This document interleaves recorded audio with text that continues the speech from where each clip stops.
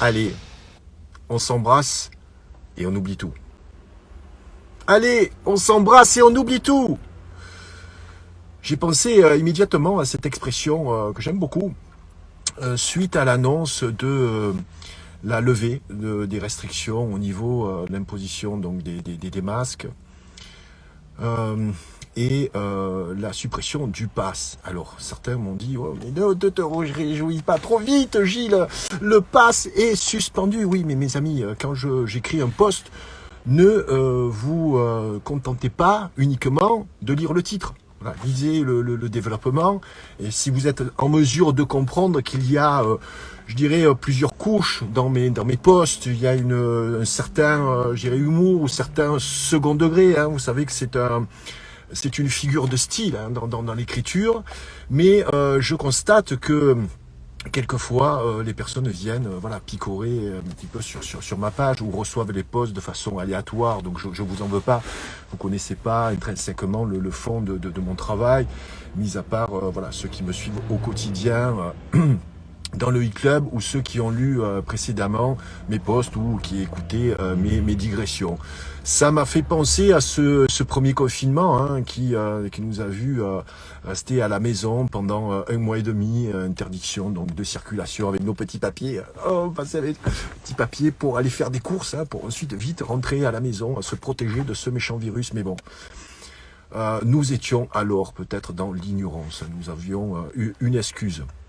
Et donc, suite à ce premier confinement qui a duré de mémoire un peu plus quasiment 1 mois et demi, quasiment 2 mois même, c'était la fête. Hein. Voilà, on s'est embrassé, on a tout oublié, on a retrouvé nos petites habitudes. Quoique, hein, il y a toujours un matinée de cette peur hein, quand vous voyez les informations qui transpiraient à travers les informations envoyées par les médias au quotidien.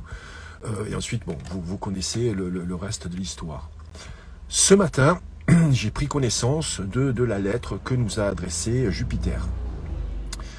Donc Emmanuel Macron ne s'adresse plus à nous maintenant, pauvre gueux, parce que c'est un petit peu comme la bulle papale, tu vois. On t'envoie maintenant, il envoie une lettre à la presse quotidienne régionale pour diffuser sa parole donc, et sa déclaration de candidature. Alors, je ne vous cache pas que je ne l'ai pas lu. Voilà.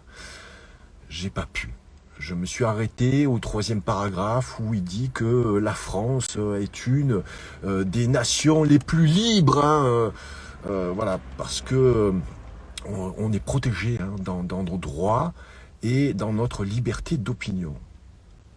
On est protégé dans notre liberté d'opinion. Ah ben, première nouvelle, hein, moi qui me méfie des mots que j'utilise sur les réseaux sociaux et qui étaient victime de censure lorsqu'on osait aller contre la version officielle de cette, je dirais, dictature sanitaire. Bon, il paraît que non, voilà, c'est la libre expression en France.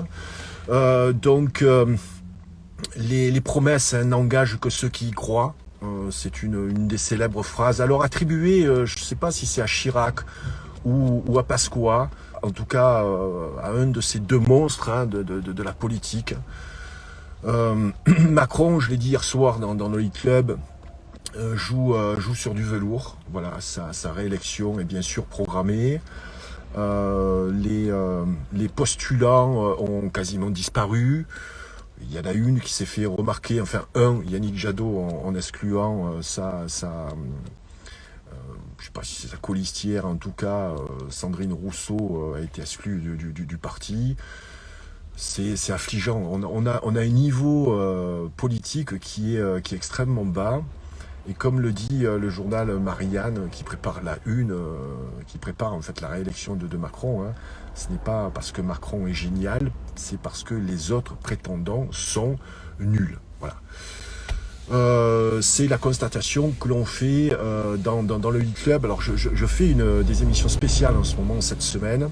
Hier, on a parlé plutôt de ce côté, je dirais, religieux. Donc, on a parlé aussi d'eschatologie. avec le docteur Fouad. Dimanche, je recevrai un invité spécial qui, lui, a une très bonne connaissance au niveau de la géopolitique. C'était un petit peu le sens également de mon poste. Hein. On nous a fait croire voilà, plein de choses par rapport au Covid, parce qu'on n'avait pas de connaissances en virologie, en géopolitique non plus. Donc forcément, on va être aujourd'hui suspendu voilà, à des décisions, à de l'information qui est véhiculée par ces médias. Et donc les élections, je ne pensais pas qu'elles allaient être repoussées dans tous les cas par rapport à cette déclaration de guerre. Macron va jouer sur du velours, la réélection est programmée. Il va se passer certaines choses aussi dans les semaines à venir, mais ça je ne peux pas en parler en public. Si vous voulez me rejoindre pour comprendre la société, ne pas la subir, hein, pour avoir donc ces clés de compréhension, je vous encourage à venir dès ce mois-ci nous rejoindre dans le e-club. Tu auras accès aux émissions en direct et également à tous les replays. Donc ça fait la 3e émission que l'on fait au niveau de l'Ukraine. Je pense qu'on a déblayé beaucoup d'informations. Et c'est toujours un déchirement pour moi d'écouter des jeunes qui sont interviewés à la radio. Vous savez que j'écoute France Info pour garder un pied hein, dans ces médias mainstream, savoir ce que l'on dit au peuple, l'information que l'on diffuse. Et en fait, ces jeunes sont vraiment ignorants, en fait. Et ils ont qu'un seul mot à la bouche, c'est démocratie, république. Démocratie, république. Ils disent qu'il faut défendre la démocratie en Ukraine, mais ils ne savent pas en fait ce qui s'est passé en 2014 avec le Maïdan, quoi, que c'est un régime qui a été démocratique, qui a été renversé en fait.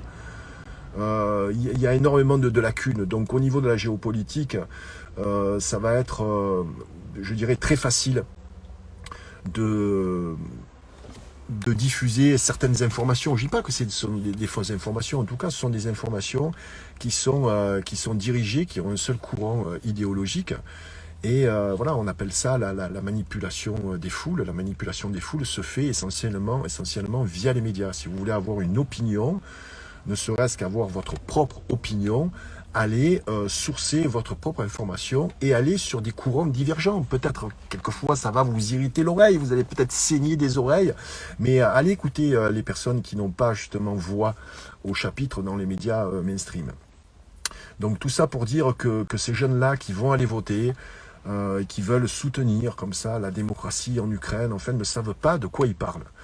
Je ne dis pas qu'il faille passer un examen pour voter, mais ce serait peut-être bien si on pense, je dirais, collectif et si on pense à la nation. Le droit de vote est donc universel. Hein. Alors on nous a dit également, hein, pour ceux qui ne vont pas voter, oui, mais si tu ne vas pas voter, tu ne respectes pas nos ancêtres qui se sont battus pour le droit de vote. Bon, ça c'est un immense mensonge également. On va en parler dans les émissions. Je fais des émissions qui font un focus sur l'histoire. D'ailleurs, ce soir, je fais une émission spéciale avec Théo sur la guerre froide, parce que si on ne connaît pas l'histoire, on ne peut pas comprendre ce qui se passe aujourd'hui, réellement. Et je vous assure que l'histoire est passionnante. En plus, l'histoire de notre pays, qui est quand même un très très grand pays. Il ne faut pas l'oublier. Donc, si on n'a pas ces clés de compréhension, on passe à côté de l'essentiel, malheureusement, et on se fait berner, on se fait mener par le bout du nez, tu sais, comme ça. Pour en revenir donc à cette personne-là, ce jeune homme qui allait voter certainement Macron, parce qu'il disait, il n'a pas dit ouvertement, mais voilà, on est quand même en état de guerre, il a vu Macron avec Poutine, il pense que Macron, voilà, qui est aujourd'hui le chef de l'Europe, tu vois, ils ont que... C'est, je dirais, ce narratif en bouche, hein, on est pro-européen, parce que si tu es anti-européen, tu comprends, tu vas être de suite catalogué dans une boîte style extrême droite ou nationaliste, tu vois. Donc tout ça, ce sont que des mots qui sont vides de sens. Je pense que des personnes aujourd'hui utilisent des mots et ne comprennent pas le sens de ces mots. Il y a un gros travail à faire. J'ai fait une émission spéciale, si vous vous abonnez, vous pouvez avoir le replay, c'était mercredi. avec un auteur qui s'appelle Yann Valéry, très intéressant sur la sécession. Faire sécession, alors c'est pas faire sécession, c'est pas aller habiter au fin fond du Cantal dans une yourte, tu vois, on aime bien quand même notre petit confort moderne, hein. Mais faire sécession, c'est de prendre en considération la société telle qu'elle est, et de comprendre pour passer entre les mailles du filet, de prendre certaines décisions à titre personnel, à titre professionnel, pour nos enfants également, pour l'avenir également de nos enfants. Et pour prendre les bonnes décisions, il faut avoir de la matière à réflexion. Si vous n'avez pas cette matière à réflexion, si vous vous contentez uniquement de regarder les médias mainstream, et je vais mettre aujourd'hui dans le lot les réseaux sociaux également, parce que sur Facebook, il faut vraiment trier votre fil d'actualité. Ayez peut-être deux comptes. Un compte, entre guillemets, pro, ou un compte, tu vois, où tu vas sélectionner de l'information qui te semble crédible par rapport à des personnes qui ont produit, voilà, moi j'ai écrit 2 livres, ça fait 10 ans que je produis du contenu, donc je ne sors pas de nulle part, voilà. Je suis pas anonyme non plus, j'ai pas juste un pseudo, vous me connaissez, bon, c'est mon vrai nom. Donc sélectionner peut-être avec ce compte-là des gens de grand intérêt. Et dans le e-club, je vais vous en citer pléthore, hein. Toutes les semaines, je fais venir des gens et je vous envoie également des liens pour aller vous sourcer ailleurs, pas uniquement dans le e-club. Et puis un deuxième compte pour rigoler, tu vois, voilà, ou alors un compte familial où tu échanges tes photos de famille.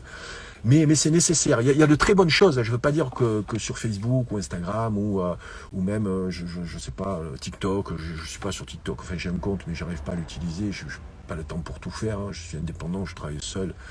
Mais ayez comme ça un compte où vous pouvez sélectionner l'info et vous pouvez voilà, sélectionner des vidéos. Je sais que vous avez peu de temps. J'ai la chance, moi, que ce soit mon travail, donc je passe voilà, tout mon temps à ça, à écouter, à analyser, à digérer l'information, à lire beaucoup. Donc je comprends que vous n'ayez pas 10 heures par jour à faire ce que je fais.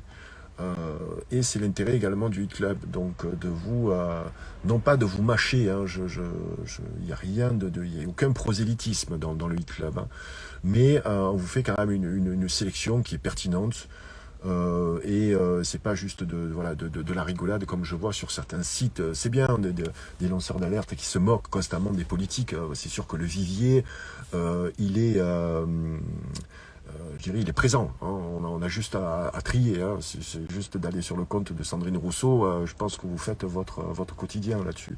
Mais voilà, le e-club, on va au-delà. On rigole quand même, hein. Voilà, c'est pas ni universitaire ni hyper sérieux, mais c'est sérieux dans la qualité de l'information que je vous transmets. Voilà, je ne sais pas si ce type de post ou si ce type d'intervention, de prise de parole et de vidéo que je vais envoyer également sur YouTube aura des répercussions. Je ne veux pas jouer l'oiseau de mauvais augure, mais bien entendu, lorsque je vous envoie on s'embrasse et on oublie tout, vous savez que c'est pas quelque chose que je pense, en fait, je ne pense pas ça. Je sais très bien que ce pass aujourd'hui va devenir un pass tout court, ce sera plus peut-être un pass vaccinal, ça va devenir de toute façon notre identité numérique de demain. Vous savez très bien qu'il y aura de nouveaux variants qui vont apparaître dès la fin des vacances, donc c'est pour ça que je vous ai dit, profitez du printemps, il y a les pâquerettes, etc. Et puis profitez de l'été et de vous recharger en soleil et en vitamine D. Mais voilà, il paraît que Macron a utilisé ma punchline, voilà, le pire est à venir. Je ne sais pas, c'est quelqu'un qui m'a rapporté ses propos, je vais lui demander donc des royalties. Effectivement, je pense que le pire est à venir. Je ne veux pas être à chaque fois un oiseau de mauvais augure. Je pense qu'il y a du très bon. Ce qui se passe aujourd'hui, il y a du très bon parce que nous prenons conscience. Je dirais, nous sortons d'un certain état léthargique, hein, ou soporifique avec ce divertissement qui nous est offert via les plateformes, via Netflix, les Amazon Prime, etc. Les jeux vidéo, hein, on passe beaucoup de temps à jouer sur les jeux vidéo. J'ai rien contre les gamers, j'ai des amis, des très bons amis qui sont des gamers, et certains même des gamers professionnels, d'autres qui travaillent aussi dans l'univers du jeu, mais qui sont pas dupes, hein. Ils savent contrôler le temps qu'ils passent dessus, mais voilà, toute cette société de divertissement a envahi le quotidien de nos enfants, de nos adolescents, Et malheureusement, c'est l'intérêt de ceux qui nous dirigent, parce que ceux qui nous dirigent aujourd'hui ne veulent pas qu'on réfléchisse. Voilà, c'est pas dans leur intérêt.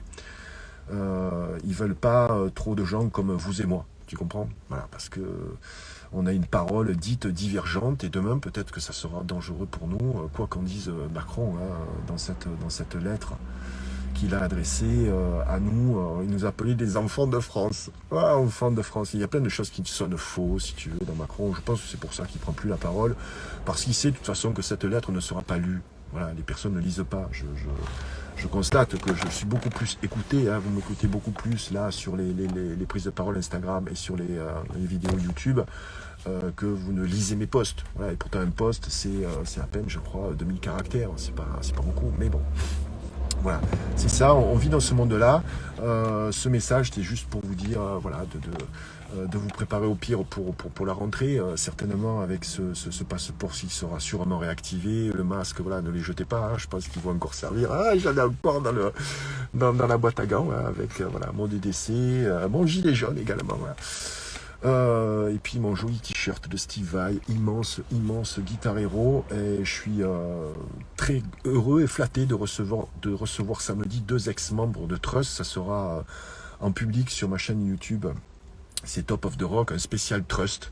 Et je pense qu'on ne parlera pas hein, je dirais de politique et de sociétal, quoique je vais replacer quand même Trust dans ce contexte-là, des débuts des années 80, hein, vous connaissez.